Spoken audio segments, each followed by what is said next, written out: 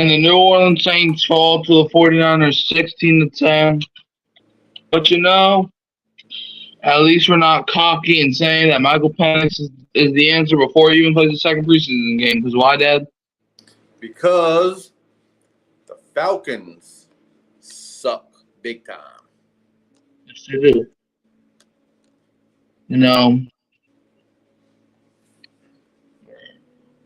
Jerry says, Mike A. What's up, Jerry? What's up, Jerry?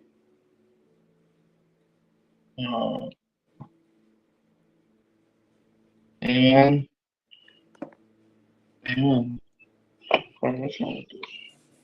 so what we got tonight? What we got? Yep.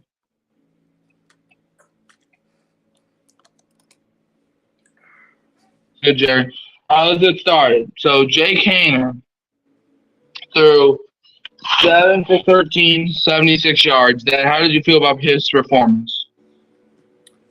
Jake Haener played with confidence. He was a confident-looking quarterback that night. He was inaccurate on some downfield throws, but he did pull it together, and his numbers not as bad as I thought it was going to be, but pretty good. Not bad. Not terrible. This is a preseason game. Well, I thought Jake Haener, he struggled a lot in this game. Struggled a lot. There's not really much to say. Like, that man was throwing ducks out there. But Derek Carr had a better day last night. 7 for 9, 47 yards. Dad, how did you feel about Carr's performance? He had a bounce back performance. He was pretty good. He was accurate. He was in command of the offense. The O-line played pretty good. They protected him. Even Trevor Penning, I can't believe I'm giving him some credit. He even looked good last night. I was zeroing on him.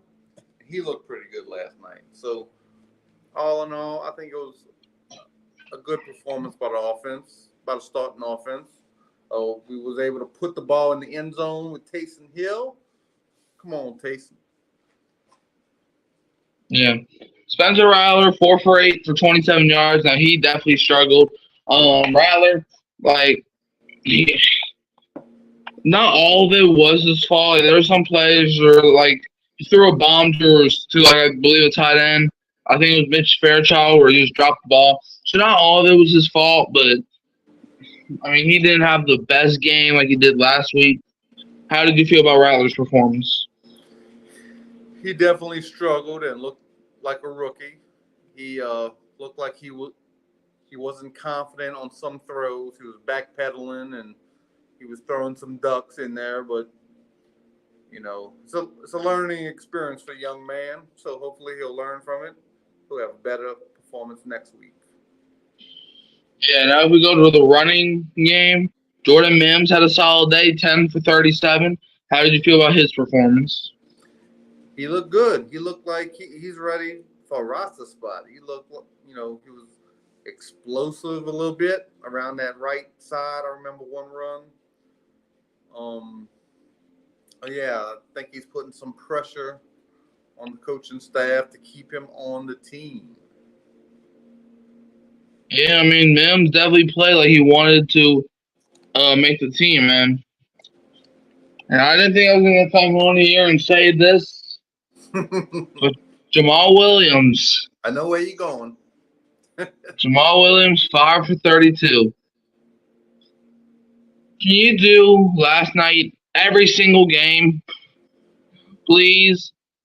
Because that man actually looked like he wanted to run the ball.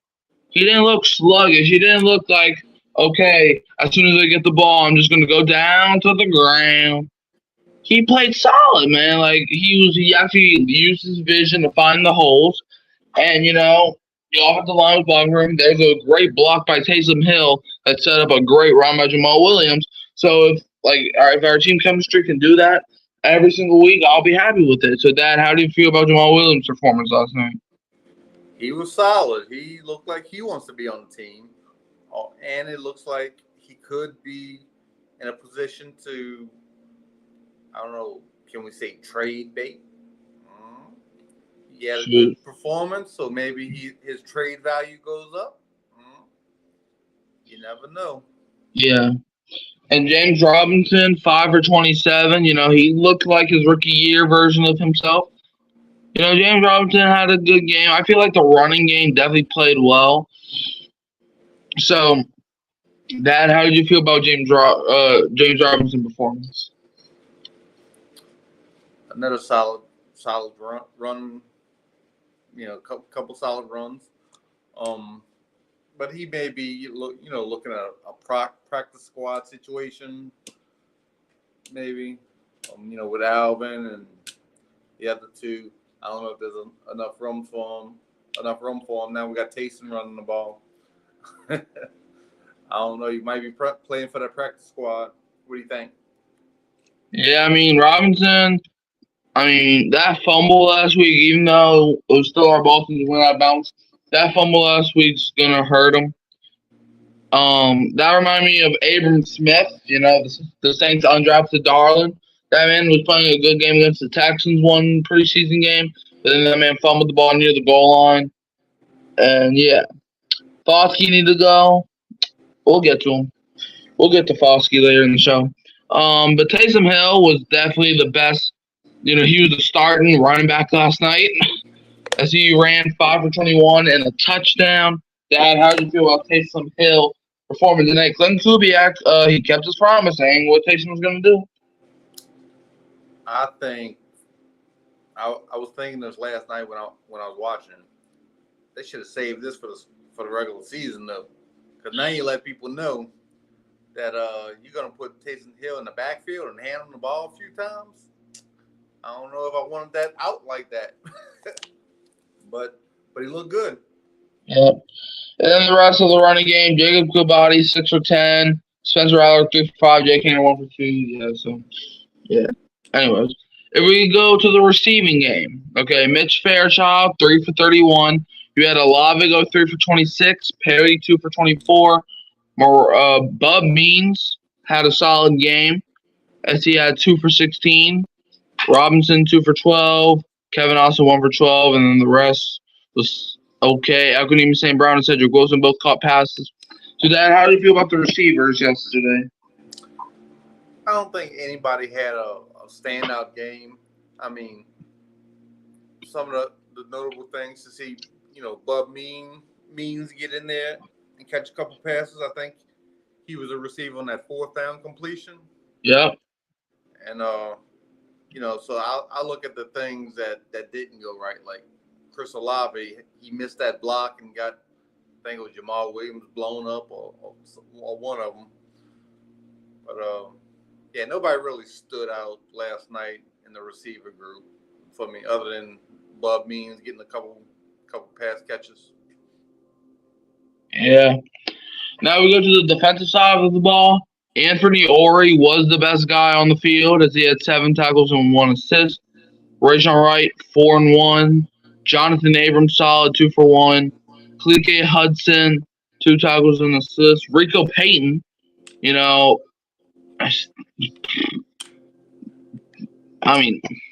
Rico Payton, he's like, nah, man, I still have a shot at making the team.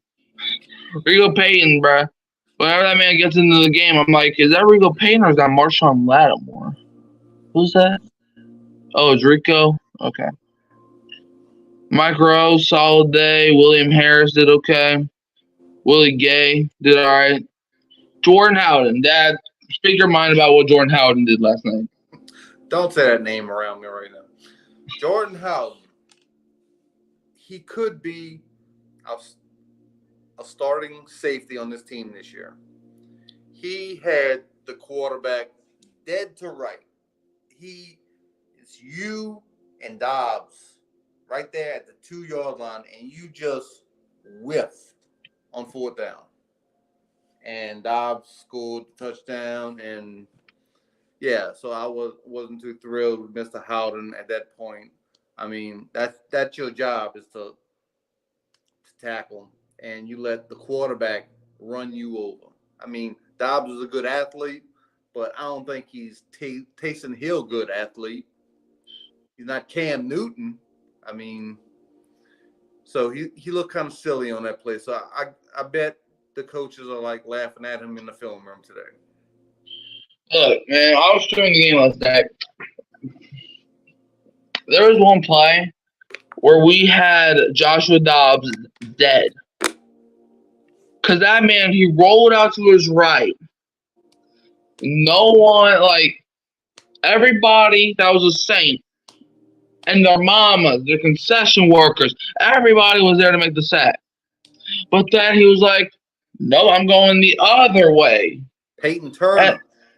And that man picked up a first down. And yes, it was Peyton Turner on the play. Bro, you got to make that tackle, kid. Look, Peyton especially Turner for a guy like Peyton Turner. Peyton Turner dove at him, had his ankles, and let him go. I mean, you got to make that tackle. I like that guy Rico Payne. I like him too. Alontae Taylor, I mean, the minutes they did get, he was okay. But Isaiah Foskey, Jerry doesn't like him. Dad, what's your take on Isaiah Foskey? He had one tackle the entire game. Isaiah Foskey, he doesn't show up much. He doesn't make a lot of plays. I mean, there's all this hype of him coming out of Notre Dame that he's a good pass rusher. He's going to get to the quarterback. I haven't seen that yet. I haven't seen him, make a whole lot of tackles, pass defense, So Jerry's on something there. We need to see more from Foskey. Or he could be somebody that's being cut this year because we got some good linebackers that's making plays. Yeah, Christian Boyd suffered a gruesome injury last night. I forgot what the injury was, but God forbid the Saints get anybody healthy. The Saints get one player healthy and the world's about to explode. Bro, did we piss off the devil this badly? Christian Boyd had a one tackle, one assist, and then went down with an injury. Marco Jackson played all right. Kendall Vickers, was okay. Let's see. But Ori definitely making the team. Yeah, he's making this team. Carl Granderson, though. One tackle and a sack. That man, when the starters are in, that man made Brock Purdy wish he was in hell. Because that man gave him hell. Bruh, Carl Granderson, that man's not human. Dad, what's your take about what Granderson was doing last night?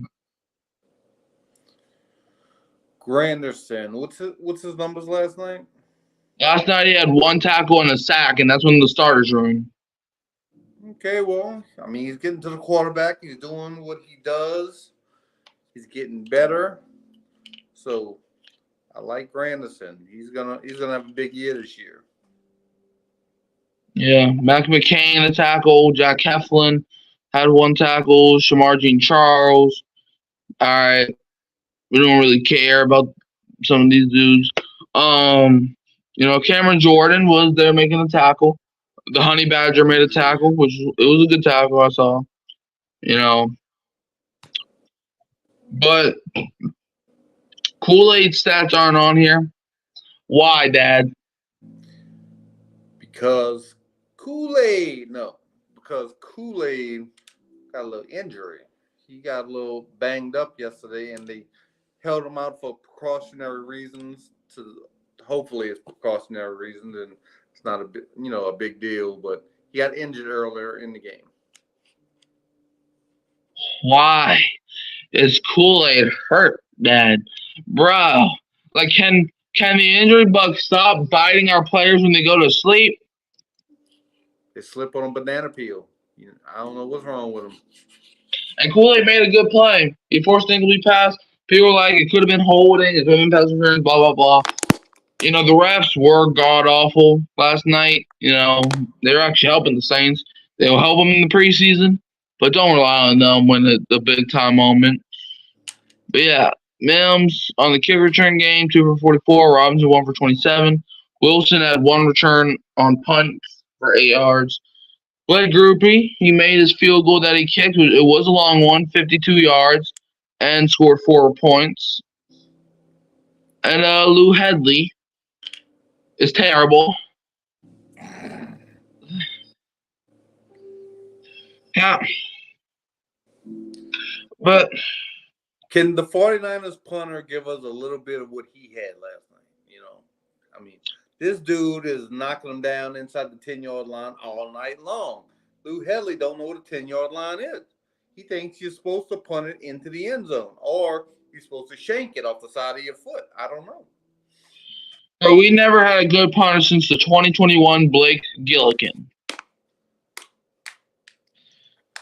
Because in 2021, Blake Gillikin was like every single month he was winning NFC Special Team Player of the Month. And yeah, he had a bad second year. But are you telling me that you chose a 30-year-old rookie, a guy that didn't even play football? You chose him over Blake Gillikin. You chose Blake Groupie over Will Lutz, you chose a guy that almost made a 60-yarder in the preseason over a guy that made a 60-yarder in London. Dennis Allen whiffed so hard on the special teams. Matthew Hayball, shoot, he wasn't that terrible. Give the job to my boy Matt. This game was obviously in Levi Stadium. 49ers come out with a 16-10 win if you're just joining. Like the Saints, if you look by the quarters, no one scored in the first quarter, just like they didn't score last. Okay, just like they didn't score last week. Second quarter, 49ers were up 13-7, and obviously Joshua Dobbs had a late touchdown, which shouldn't have ever happened. That could have changed the game, but I'm not going to lose sleep over it since it's just preseason. But that really could have changed the outcome of the game. Joshua Dobbs just every time that man plays against the Saints, it's like he's the best. It's like he's the next Patrick Mahomes. Every time he plays against the Saints. Last year, the Minnesota Vikings, we walk into their town. Oh, Joshua Dobbs.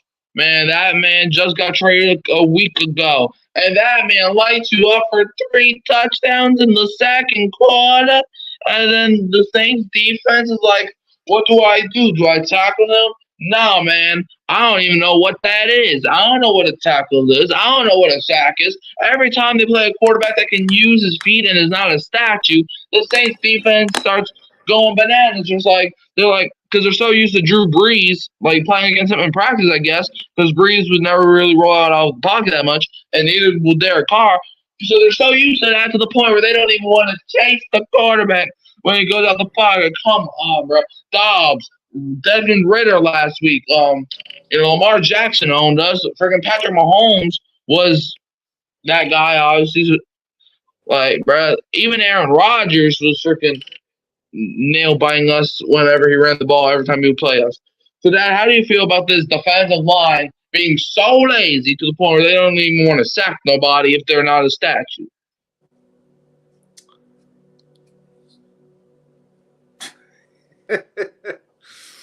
I don't know. We don't do good against mobile quarterbacks, that's for sure. So, I don't know. Let's see how it goes. See how and that's it goes. why, yeah, and that's why I claim Dennis Allen is not this juggernaut of defensive coaches y'all seem to think he is. Like, bro, like it's one thing if you get beat by a running quarterback, like once in a blue moon, but you don't do it every single time. Joshua Dobbs had enough time to make a hot pocket. Make a sandwich back there. Because, man, that man says hut, and I'm looking, and I'm like, bro, get him, Turner, get him, Brzee, get him, somebody. Freaking Jesus, come down from heaven and tackle this man. There's Joshua Dobbs. He takes a snap. He goes to the other side of the field. Looking, no one's open. He goes to the other side of the field, gets the first down. It's 4th and goal. Jordan Howden has a chance to be the player of the damn game. That man gets run over by freaking Joshua Dobbs. I know Dobbs is tall, but damn. Whatever. Anyway, that's all we got for you folks. Dad, where can they find you? You'll find me on Warren Newby YouTube channel, and every day, every week with Hurricane Mike, we do pre-games, we do post-games, we do reaction shows, we do pick-em shows. Yeah, join us this year. We're going to have some fun. Yeah, but you can also find me here at Hurricane Mike, and I'm most likely We'll not be streaming the Saints Titans game next week because me and my dad, you finna tell them where we're going? Going to Blue Barbecue. Watch some Saints games and eat some wings or burgers or whatever they got over there. We're gonna eat. And Yes, we're gonna sir, watch some man. football. Your dad might get the shit more than a drink, but I'm gonna get this shit more than a Sprite. All right. Anyways, go Saints. Who that? But Dad, don't be a what? Don't be a Falcon fan. Don't be a Carolina fan. And don't be a Tampa Bay Buccaneer fan. True that. True that. Anyways, we'll leave you all to the who that. Go Saints. Screw the Falcons.